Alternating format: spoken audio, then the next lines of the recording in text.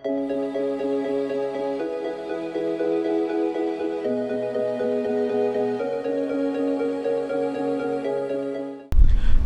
বাংলার বিশেষ অনুষ্ঠান প্রেসক্রিপশন নিয়ে আমি পার্থপ্রতিম। আজ চলে এসেছি আসানসোলের এইচএলজি হাসপাতালে। আসানসোল শহরের পাশ দিয়ে চলে গিয়েছে জিটি রোড, আর যে রাস্তায় দুর্ঘটনার স্বাভাবিকভাবেই একটা ঘটনা, যেটা প্রতিনিয়তই একটা দুটো হতেই থাকে। কিন্তু এই যে দুর্ঘটনা ঘটে, তারপরে যেটা প্রথম দরকার হয় যে সমস্ত যাদের দুর্ঘটনাগ্রস্ত হন, সেটা হচ্ছে ট্রমা সেন্টার, ট্রমা কেয়ার। এই ট্রমা কেয়ারটা কি, সেই বিষয়ে আজকে আমরা কথা বলবো এই হাসপাতালের নিউরোসার্জন ডাক্তার राजन सिंह এর সঙ্গে। डॉक्टरबाबू नमस्कार। नमस्कार बाबू। डॉक्टर साहब, ये जो ट्रॉमा सेंटर होता है, ये एक्चुअली क्या होता है? Trauma centre actually quick response के लिए बना है, जहाँ पर सारी फैसिलिटीज़ एक पेशेंट जो तुरंत ड्रॉप हो सकता है एक्सीडेंट के बाद, एक क्विक रिस्पॉन्स के लिए पूरी एक टीम होती है। जैसे ब्रेन हो गया, वाइटल ऑर्गन्स है, और अगर एब्डोमेन इंजरी हो गई वहाँ पर वो वाइटल है। तो ट्रॉमा केयर एक पूरा सिस्टम है जहाँ पर सारे डॉक्टर्स एक ही जगह के नीचे आके, और जो अगर इमरजेंसी लगती है पेशेंट को बचाने के लिए, वहाँ पर सारे डॉक्टर्स अवेलेबल होके उस पेशेंट को तुरंत टैकल करके ऑपरेट होके या मैनेज होके पेशेंट का वाइटली स्टेबल कर दिया जाए। सर, इसमें न्यूरोसर्जन क्या, इसका भूमिका क्या रहता है? देखो, न्यूरो सर्जरी बहुत सारे जगह पे, जैसे ट्रॉमा सेंटर हुआ तो न्यूरो को एक बहुत स्पेशल पार्ट मान के ही चला जाता है, और दूसरा होता है जैसे एब्डोमेन इंजरी होती है वहाँ पर मान के चला जाता है। न्यूरो का मेन है कि अगर ब्रेन इंजरी अगर हुआ है तो एक न्यूरॉन इंजरी ऑलवेज एक परमानेंट इंजरी होता है, जिसे फिर से हम पीछे ला नहीं सकते हैं। और न्यूरॉन का कुछ पार्ट ऐसा है कि ब्रेन में अगर इंजरीज होती हैं तो पेशेंट 1 घंटे या 2 घंटे या उसके पास समय है नहीं है ये हमको नहीं पता होता है, लेकिन पेशेंट के पास एक लिमिटेड टाइम होता है। और मैक्सिमम केसेस में ऐसा होता है कि अगर ब्रेन में कोई ब्लीडिंग हो जाए तो उसका ऑपरेट करके ही ब्रेन को रिलैक्स किया जा सकता है, और कोई दूसरा रास्ता नहीं होता है। तो एक बार अगर ब्रेन इंजरी हो जाए और अगर वो ब्रेन डैमेज हो जाए तो फिर आदमी या तो कोमा में चला जाता है या तो उसे बचाना बहुत मुश्किल हो जाता है। हाँ, इसीलिए timely intervention is very important for these emergency cases. इसलिए ट्रॉमा सेंटर अगर बना होता है या अगर है ट्रॉमा सेंटर, तो क्विक रिस्पांस के चक्कर में पेशेंट का पहले इनिशियल डायग्नोसिस होता है, मैनेजमेंट होता है, उसके बाद सीटी तुरंत होता है। और अगर लगता है कि नहीं पेशेंट के वो ब्लीडिंग है ब्रेन में, तो उसे सबसे पहले उस चीज़ को टैकल किया जाता है, क्योंकि एक बार अगर पेशेंट बचेगा उसके बाद में ही हम बाकी का पेशेंट के लिए और कुछ कर सकते हैं। सर, ये कभी कभी जो होता है, क्या वो इंजरी कुछ भी हो जाता है तो वो स्पाइन में भी कभी कभार माने ये पैदा करता है कि वो जो है बहुत ज़्यादा तरह से गहरे चोट जो जिसको कहा जाता है? ब्रेन और स्पाइन दोनों एक ही पार्ट है। Spine is just the extension of the brain. Brain एक राउंडेड पार्ट हमारा जैसे दिखता है, और वही एक टनल शेप में जाकर स्पाइन बन जाता है। तो कोई भी अगर नर्वस सिस्टम है, अगर इंजरी हुई है तो वो परमानेंट हो जाता है। तो जब स्पाइनल कॉर्ड में हमारे स्पाइन में आता है तो यही इतना बड़ा ब्रेन एक पतला सा ट्यूब बन जाता है। तो सोचिए, अगर ब्रेन में इतना बड़ा चोट लगा हो फिर भी हमारे पास 3/4 ऑफ द ब्रेन सेफ रहता है, लेकिन स्पाइन में अगर इतना बड़ा लग जाए तो वो पूरा का पूरा इसके नीचे का पार्ट जहाँ भी चोट लगा हो डैमेज हो जाता है।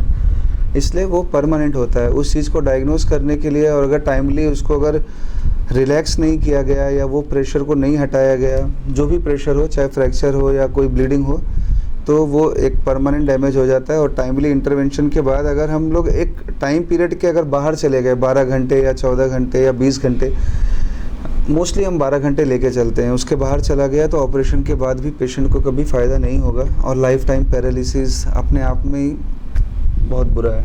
सर, ये एचएलजी हॉस्पिटल आप जहाँ पे हो, तो सर ये क्या लगता है यहाँ पर ये सिस्टम जो है, ये क्योंकि ये मैं बता रहा था अभी कि ये हाईवे के बिसाइड हाईवे है, तो सर क्या ये यहाँ पर जो सिस्टम, यहाँ पर जो इंफ्रास्ट्रक्चर जो है, क्या वो सही है? ये नहीं, सही वाली बात नहीं है। एचएलजी यहाँ का, मुझे लगता है जहाँ तक कि एचएलजी आसनसोल का सबसे पुराना हॉस्पिटल है।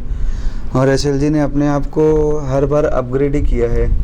जो कार्डियोवास्कुलर सिस्टम एचएलजी में शुरू हुआ था वो शायद ही मतलब और किसी ने किया हो कभी आसनसोल में। न्यूरो का जो डिपार्टमेंट था वो भी एचएलजी में आज पिछले 15 साल से है, जहाँ तक मैंने सुना है। और मैं भी वही सुन के यहाँ पर आया था आसनसोल में कि अगर पेरीफेरी में कहीं करना है तो एचएलजी ही वो जगह है जहाँ पर मुझे न्यूरो सर्जरी का प्रैक्टिस करना है। तो अगर 10-15 साल पुराना कोई डिपार्टमेंट चल रहा है तो वहाँ पर वो सारी सुविधाएँ मौजूद रहती हैं। और हमारे एचएलजी में भी रहता है। अभी मैक्सिमम ओटीज़ होते हैं, महीने के 5 या 6 स्पाइन सर्जरीज तो हो ही जाती हैं। और स्पाइन सर्जरीज अगर टाइमली अगर किया जाए तो पेशेंट का अच्छा प्रोग्नोसिस निकल आता है। इसलिए अगर वो टाइमली अगर करेंगे तो प्रोग्नोसिस अच्छा है, और अगर बाद में भी किया तो प्रोग्नोसिस जो रह जाता है ऑपरेशन से पहले वो बाद में बना ही रह जाता है। तो एचएलजी में ये सारे फैसिलिटीज़ हैं। और एचएलजी में बहुत पहले से, जब शायद कोई हॉस्पिटल बना था यहाँ पर, तब से यहाँ पर ट्रॉमा, स्पाइन, ये सारे केसेस होते हैं। सर बीच में एक पेशेंट के बारे में सुना जा रहा था कि वो यहाँ पर भर्ती हुए थे तो उससे पहले उसका पैर काम करना छोड़ दिया था, फिर आप लोग ऑपरेशन कुछ करके वो पेशेंट फिर थोड़ा उसको बेहतर परिस्थिति में। हाँ, ये आसनसोल का मैं ये बोल सकता हूँ कि आसनसोल का जो अभी न्यू अवेयरनेस टाइप में एक आया है कि उनको ये चीज़ समझ में आती है कि ट्रॉमा अगर हुआ है तो कहीं बहुत दूर नहीं जाना है। मतलब एक मैंने बार बार वो टाइम की बात की है। तो पेशेंट का और वो पेशेंट पार्टी या रिलेटिव वो सब ने, जैसे ही पेशेंट किसी कुएं में गिर गया था शायद से वेल में, तो उसको तुरंत लाया था उन्होंने। उसके नीचे का पैर काम नहीं कर रहा था, लेकिन बट विद इन 7 आवर्स उन लोगों ने हॉस्पिटल में लाया, उसका एमआरआई हुआ, सीटी हुआ, और उसी के बीच में हमने उसको 10 घंटे के अंदर ही उसका ऑपरेट कर दिया। और पेशेंट का तीसरे दिन उसका पैर फिर से वो काम करना शुरू हो गया। तो ये देख के अच्छा लगता है। अगर वही पेशेंट अगर और लेट करता है या शायद 15-20 घंटे के बाद अगर कभी आया होता तो वो शायद जो उसका डैमेज हुआ था, पैरालिसिस, वो परमानेंट रह जाता। So it's a good thing कि people are being aware. Sir neurosurgeon, उनका पास आदमी को कब जाना चाहिए, क्यों जाना चाहिए? कोई भी ब्रेन इंजरी हो, कभी भी डाउट में नहीं रहना है, क्योंकि एग्ज़ामिनेशन एक अलग पार्ट है। लेकिन एग्ज़ामिनेशन के बाद भी कई बार ऐसा होता है कि जो छोटा ब्लीडिंग हो वो ब्लीडिंग शायद सीटी स्कैन में ना दिखे, लेकिन तीसरे चौथे दिन भी वो ब्लीडिंग दिखने लगता है। तो न्यूरो सर्जन एग्ज़ामिन करके सीटी स्कैन देख के अगर नॉर्मल भी है तो वो हमें बता देता है कि कब आना चाहिए, कब नहीं आना चाहिए, और कौन कौन से सिम्टम्स होंगे तो आना चाहिए। अब दूसरा ये कि मैंने बार बार टाइम की बात की है, न्यूरो में टाइम मिलता ही नहीं है। एक बार जो डैमेज हुआ, पैरालिसिस हुई, तो वो हमेशा के लिए पैरालिसिस बन जाएगा। तो वो तो स्ट्रोक की बात होती है या ब्रेन ट्यूमर्स की, मैं उस पर नहीं जाऊंगा। लेकिन ट्रॉमा के केसेस में अगर जितना जल्दी अगर हो सके, जितने जल्दी ब्रेन को रिलैक्स होता है ऑपरेट करके, तो उतना ही जल्दी ब्रेन के बाकी टिश्यूज़ को बचाया जा सकता है। क्योंकि ब्रेन एक कॉम्पैक्ट जगह है, जहाँ पर कोई तीसरा नया चीज़ अगर आता है तो ब्रेन अपने आप में ही वो प्रेशराइज होता है और पूरे ब्रेन का ब्लड सप्लाई चला जाता है एंड पेशेंट में गो इनटू कोमा। और एक बार अगर वो ब्रेन पेशेंट डाउन होता है तो फिर ऑपरेशन करके भी बाहर नहीं आ सकता है। सर आप अभी बोले कि मैं नहीं जाऊंगा, लेकिन मैं आपको खींच रहा हूँ वहीं पे। सर बहुत समय देखा जाता है जो आदमी पैरालिसिस जिसको स्ट्रोक हो जाता है, सर बहुत समय ये बोला जाता है कि स्ट्रोक होने से पहले कुछ सिम्टम्स भी दिखता है जो कि आदमी समझ में नहीं पाता है, उसका बाद ये होता है, और जस्ट आफ्टर ये पैरालिसिस के बाद जैसे आप बोल रहे थे। सर क्या क्या वो सिचुएशन समझ में कुछ आने के लिए क्या क्या सिम्टम्स? देखिए मोस्टली कॉमन जो पब्लिक है या बाकी नॉर्मल पब्लिक के लिए मैं इसे एक बात कहूँगा कि वो फास्ट करके एक शॉर्ट फॉर्म है फास्ट। एफ से फेस हो गया, बात करते करते अचानक में बात बिगड़ने लगता है, उसका नॉर्मल जैसे बोल रहा था वैसे होता नहीं है। कभी कभार उसके आगे अंधेरा छा जाता है, फिर उसका आंखें आ जाता है, फिर से अंधेरा छाता है, उसको सिग्नल्स आना शुरू हो जाता है। ये मैं कुछ सबटल सिम्टम्स के बारे में बता रहा हूँ जो शायद मोस्टली लोग पहचाने नहीं। लेकिन अगर आपको क्लियर जानना है, एक तरफ की बॉडी का अगर आपको दिख रहा है फेस, हाथ और पैर अगर कमज़ोर है, मोस्टली 70% ऑफ द केसेस में ऐसा ही होता है, तो आप समझ जाना कि ये स्ट्रोक है। और ये ऑब्वियस स्ट्रोक है इस टाइप का कि हाथ काम नहीं कर रहा है, पैर नहीं कर रहा है, धीरे धीरे वो चलते चलते गिर जा रहा है, ग्लास उठाते उठाते उसका बार बार ग्लास नीचे गिर रहा है, बात करते करते वो और सीरियस होते चले जा रहा है। लेकिन स्ट्रोक अगर हुआ है तो वो अचानक में ही होगा। ऐसा नहीं है कि कल हो रहा था तो आज और हो रहा है तो परसों और, ऐसा नहीं है। अगर वैसा है तो ब्रेन में और भी कई सारी चीज़ें होती हैं, इन्फेक्शन, ट्यूमर, ये सारे। लेकिन अगर स्ट्रोक है, अगर किसी को अचानक में सारे एक साइड का सिम्टम्स आया है तो उसे स्ट्रोक समझ लेना चाहिए, फिर उसमें डिले नहीं करना चाहिए।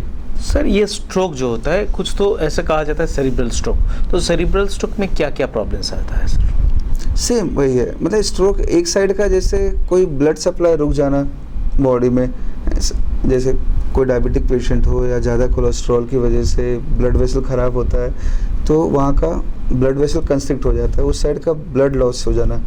ब्लड लॉस होने की वजह से ब्रेन का डेथ हो जाता है एक तरफ, और एक तरफ तो ब्रेन हमेशा अपोजिट साइड को कंट्रोल करता है, तो पेशेंट का एक साइड का पूरा पैरालिसिस हो जाएगा। एक साइड उसका काम करेगा, हाथ उठ रहा है, पैर उठ रहा है, लेकिन एक तरफ उसका बात करना, हाथ वो नहीं उठता है, फिर पैर नहीं उठता है। ये स्ट्रोक के डायरेक्ट सिम्टम्स हैं। ये एक टाइप का हो गया जो बहुत कॉमन होता है ब्लड प्रेशर वाले पेशेंट में, डायबिटिक पेशेंट में। दूसरे टाइप का ऐसा है कि या कोई ब्लीड हो गया, और ये बहुत डेडलीस्ट टाइप का होता है। तो ऐसे ब्लीड वाले कंडीशन में तो हमें तो पता नहीं होता है कि किस टाइप का हुआ है, बस सिम्टम्स लेकिन एक जैसा ही होता है दोनों के, जो एकदम अचानक में आता है और एक साइड पूरा पैरालिसिस हो जाता है। सर आसनसोल HLG हॉस्पिटल में इसके लिए क्या ट्रीटमेंट प्रोसीजर आप लोग देते हैं?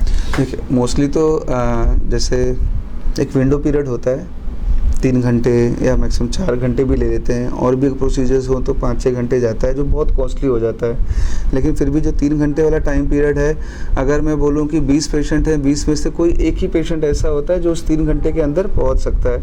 अगर हमने टाइमली उसका MRI करवाया, उसमें हमें उसका साइज़ ये सब पता चलता है, तो हम एक इंजेक्शन देते हैं जिससे कि जो ब्लॉकेज है वो तुरंत हटता है और पेशेंट का सारे फंक्शन फिर से रिगेन हो सकते हैं। और अगर ऐसा भी नहीं है तो जो प्रोग्रेस होने वाला है और भी ज़्यादा, जो ब्रेन के अंदर जो वो प्रेशर डेवलप होता है, तो जिससे हम लोग ऑपरेट करके या मेडिसिन से मैनेज करके जो पेशेंट का डेथ से बचाने का कोशिश करते हैं, क्योंकि अगर हम उसका पैरालिसिस नहीं बचा पाते। ये सारे फैसिलिटीज़ हैं यहाँ पर maximum 50 to 60 patients per month यहाँ एडमिट होते हैं, स्ट्रोक वाले पेशेंट ही मैक्सिमम पेशेंट्स। वो सबको आप लोग अच्छा करके भेजते हैं? अच्छा करना तो ये तो मेरे हाथ में नहीं है, मैक्सिमम पेशेंट लेकिन अच्छे होते हैं, पूरे ट्राई होती है कि पेशेंट अच्छे हो जाएं।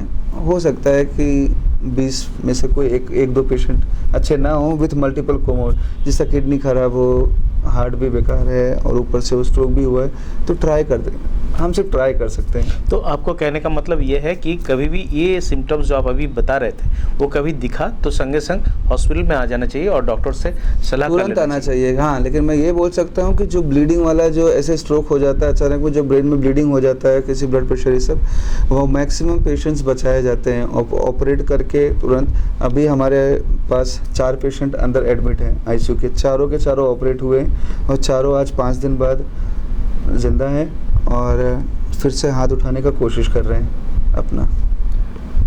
স্বাভাবিকভাবেই যেটা বোঝা গেল, যদি সমস্যা হয় এই ধরনের সমস্যা, যে আপনার একদিকের হাত তুলতে বা পা বা মুখের একটা অংশ আপনার সমস্যা ফেস করছেন, আপনি সময় নষ্ট করবেন না, অবশ্যই তাড়াতাড়ি চিকিৎসকের সঙ্গে পরামর্শ করুন। সময় নষ্ট করবে না, এটা খুব ইম্পর্টেন্ট আছে। আমি আবার বলে দিয়েছি, টাইমিंग इज एवरीथिंग। टाइमिंग लेट हुआ तो पेशेंट का ऑपरेशन के बाद भी शायद जान बचाना मुश्किल हो जाता है, और टाइमली अगर आया है पेशेंट तो वो पूरा ट्राई करते हैं और 100% मतलब 90% पेशेंट बच के ही चले जाते हैं। Time is very important. ডাক্তারবাবু আবার সেই কথাই রিপিট করলেন, সময় নষ্ট করবেন না, অবশ্যই চিকিৎসকের পরামর্শ নিন। আজ এ পর্যন্তই, নমস্কার।